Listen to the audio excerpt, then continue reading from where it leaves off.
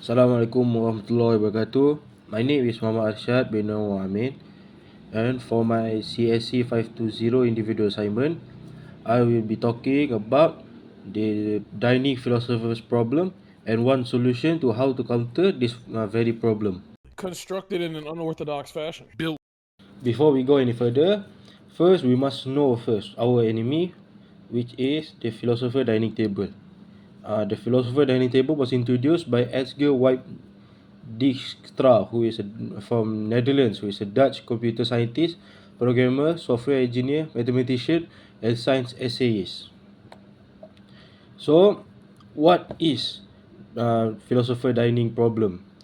It is an example of a typical concurrent computing problem. To put it simple, the dining philosopher problem is where a group of philosophers is depicted as either eating or pondering while seated at a table. Where at the table, every philosopher has one chopstick to the left and one chopstick to the right, and there is a chopstick position between them. The philosopher also never exchange words with one another, because if they exchange words with one another, it will end with a deadlock. Next, we will go into how the Chandra-Mishra solution works, where, to put it simply, we can break the cycle into five parts, which is initialization, thinking, hungry, eating, and cleanup, where we will go one by one. First, we will go with initialization, where each process is assigned a distinct integer ID number.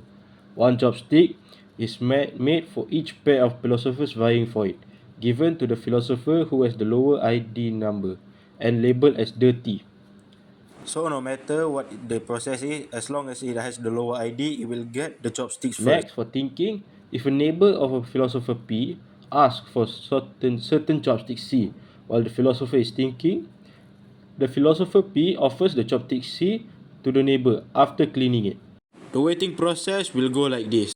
Hey, can I have the chopsticks since you are thinking? Which the philosopher will respond, sure, here you go, here are the chopsticks, and I'm not using it because I'm thinking.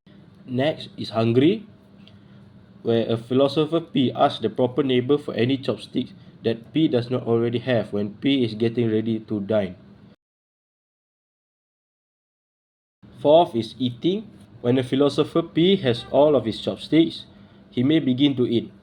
All requests for chopsticks are denied while eating, and every chopstick gets soiled. And for cleanup, a philosopher distributes any chopsticks for which there are outstanding demands right away after cleaning them, and with that the philosopher starts to eat.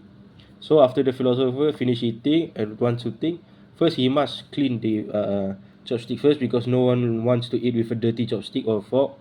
So they will give to the next one who has a immediate process, that wants to do process immediately.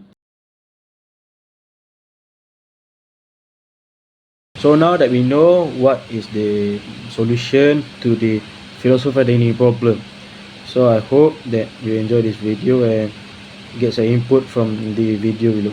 Assalamualaikum and thank you.